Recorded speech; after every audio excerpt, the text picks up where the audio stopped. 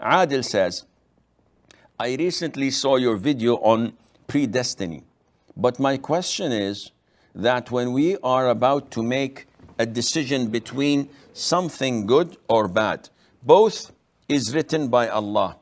And when I am going to sin or not, Allah knows what I will do, as it is already written. But is it me who is going to decide or Allah? What does it matter to you? Now, we have to believe as Ahlus Sunnah wal Jama'ah that nothing happens on earth without Allah's permission. Yet, we believe also that Allah's permission does not mean that He loves it.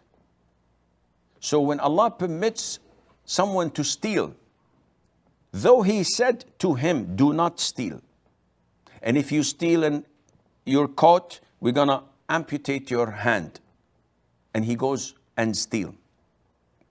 Was it with Allah's permission? Definitely. He could not have stolen without Allah's permission. Yet again, Allah's permission does not mean that Allah endorses it or Allah wants it. It has to happen. Volcanoes have to happen. Tornadoes have to happen. It's by Allah's will and for a wisdom that we may do not know.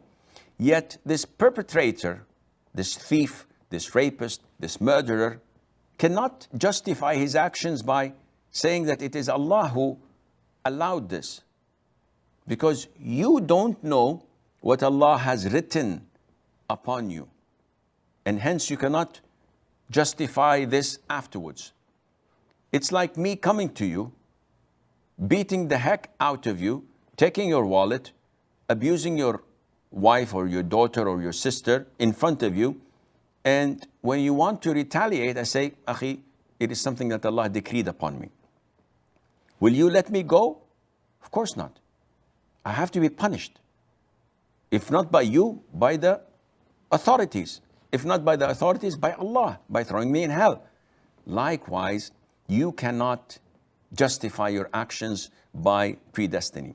Now, having said that, we know that Allah is just, we know that Allah is fair, and we know that Allah owns us. So by making us do whatever, and then putting us in hell or putting us in paradise, it's up to Him. He gave us the will, He gave us the choice. Now whatever we choose to do, this is by His permission. No one can do something and say, I did it and you could not do anything about it. A'udhu billah. It's total blasphemy. Whatever you do, you're given the power.